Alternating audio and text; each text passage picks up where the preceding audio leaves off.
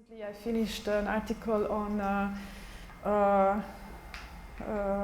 found footage films about communism and the way they express themselves through an aesthetic of blurs and mistakes, and it has appeared in the latest issue of the Acta Universitatis Sapientia. And actually what I want to present here is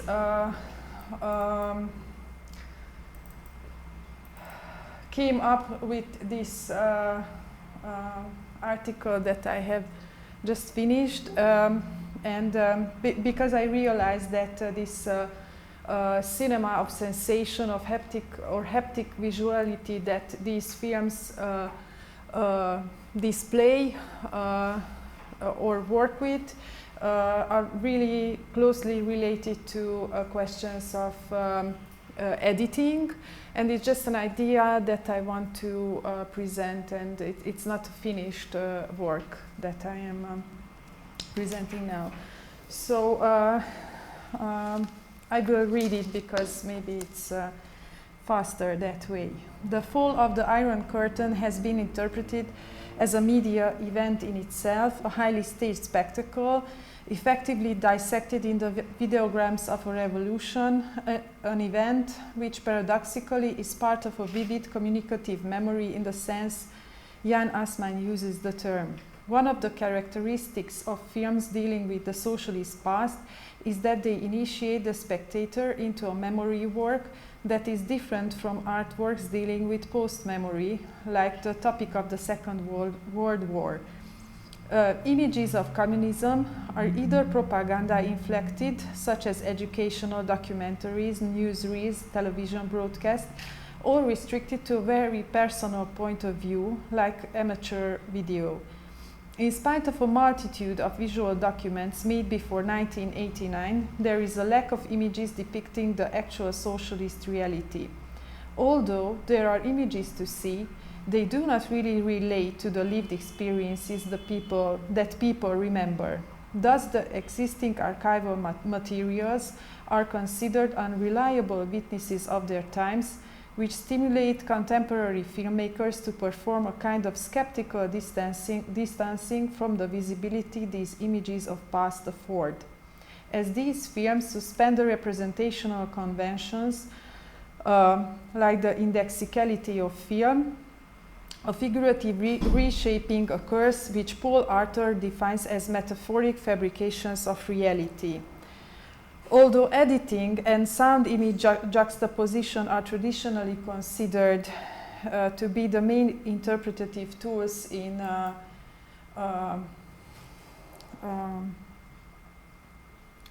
found footage cinema, recent Eastern European productions seem to move beyond the assemblage of fragments and attempt to interrogate or detour the images inherited from the socialist period through an aesthetic based on technical errors and blurred vision. While constructivist theories such as montage of attractions or Vertov's interval, notion of the interval, investigated the ways in which pieces can be put together in order to produce new meaning, in recent examples, one can find an unprecedented fascination with the medium and the materiality of the image. So nothing new under the sky. We just talked about it in the previous presentations. Certain uses of archival images seem to be paradigmatic examples for history unfolded through haptic visuality, which, according to Laura Marx, I quote, values the material labor of embodied reception as a way of being open to the unknown without seeking to master it, end of quote. Moreover, when mobilized through haptic tactics, archival images become lures to feeling and thought. This was another quote from Laura Marx. But the intensification of perception and consciousness also alters the possibilities of knowing history through images. When a found footage practice calls for embodied vision, it also redefines documentary from a mode of making visible into a mode of alluding to the edge of vision and to the lack of things to see, creating a case of paradox visibility, a notion that was discussed in another article published in ACTA by László Tornai. In Aleida Assmann's words, material traces are size which can restore only a miserable defective shred of the magic web of the past. The laconic character of the images, their blacks and blurs, create a distance from what seems to be an instant view of reality, but they also make an impact on the real, affecting the here and now of the spectator. In the following analysis, I look at the Eastern European found footage films to investigate what it means to be a piece, to be assembled in a post-media age found footage film, and how does the process of reassembling provoke historical consciousness in the spectator.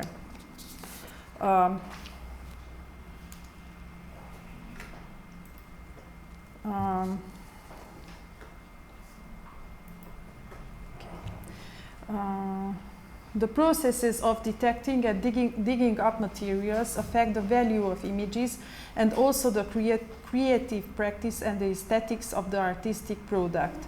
The sheer multitude to plow through transforms every bit of finding into an enigmatic fossil rather than a meaningful whole. Aleida Assmann suggests that as more and more data are registered and archives are established, cultural memory is redefined.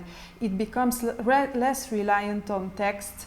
There is a shift from text to traces and eventually to litter.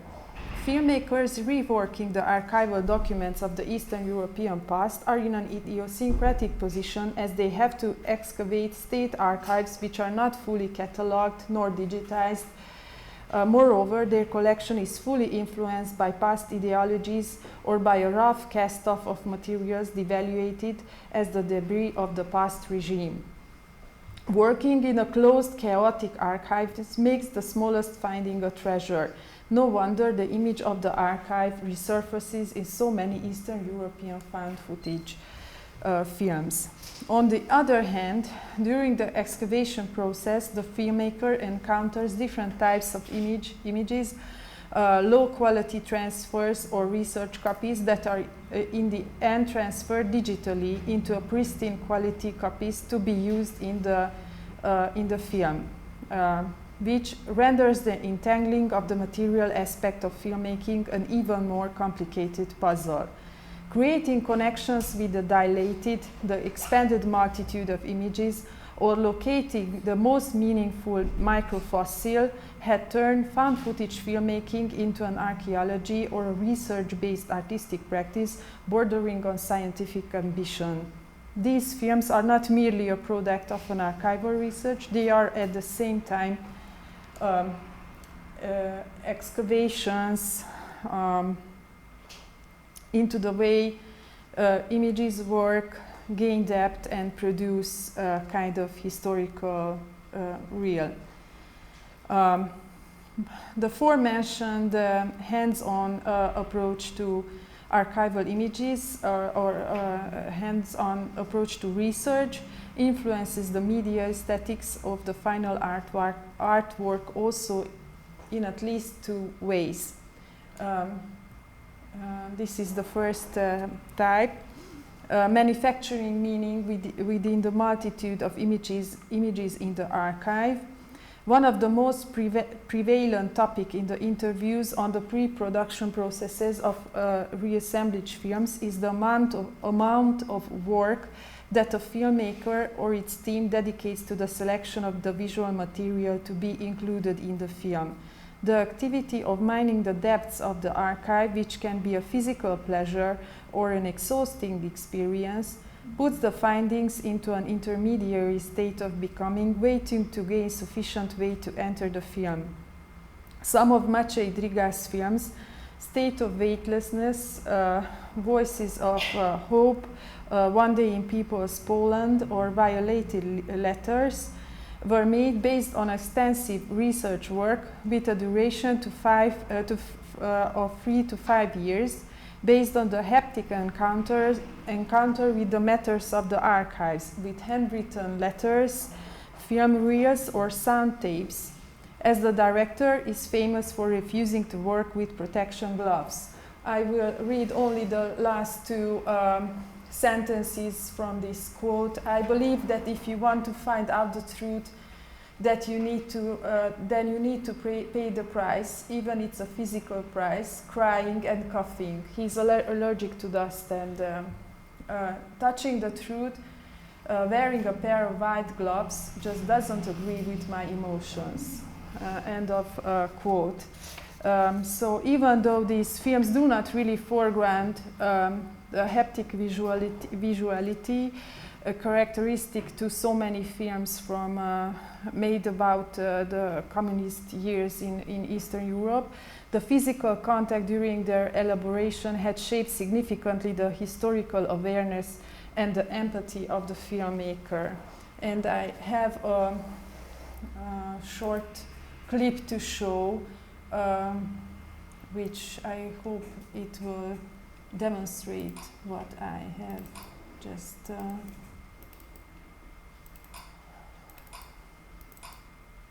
presented.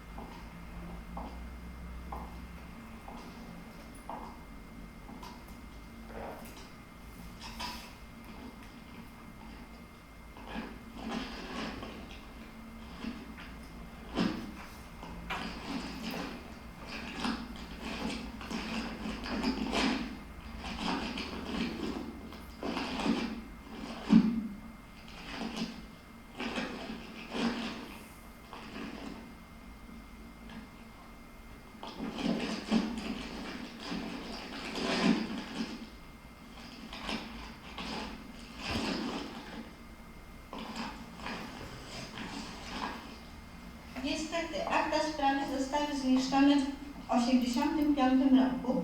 Pozostał It is not important what is just being said, but the gestures of the people looking in an archive, I think, that are behind lots of aesthetic decisions that can be found in these films, and this is a kind of allegory of filmmaking, and it has 2 minutes dedicated in a 46-minute long film, so I think that it's really deserves to be emphasized. There is also a longing for the archives to be dusted down and to repurposed, most prominently expressed by such films that are commissioned by a specific archive. Such an example is Deimantas Narkevicius' Into the Unknown from 2009, which was made on the invitation of the BFI and the Hardware Medienkunstverein from Dortmund, in order to mark the anniversary of the fall of the Iron Curtain with a film reusing material from the larger surviving collection of socialist propaganda films originating from the former GDR and housed by the BFI.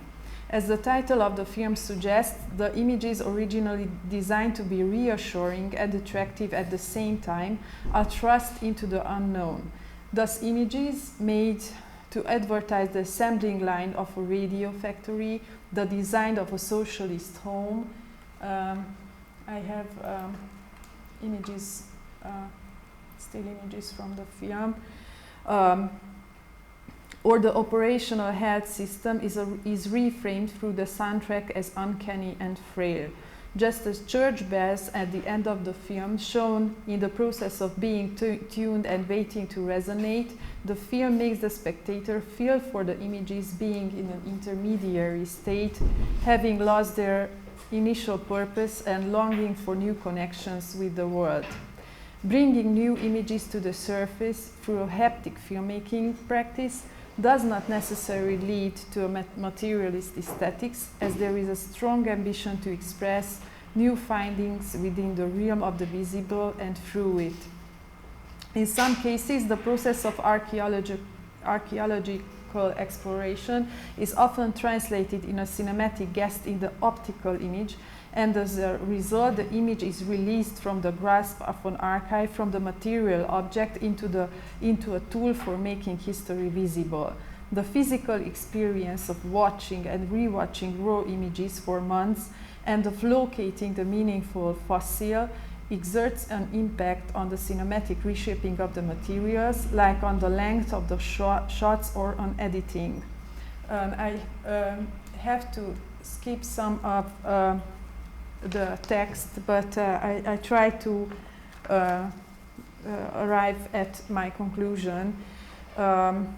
Such a great example is for this is the autobiography of Nicolae Ceausescu,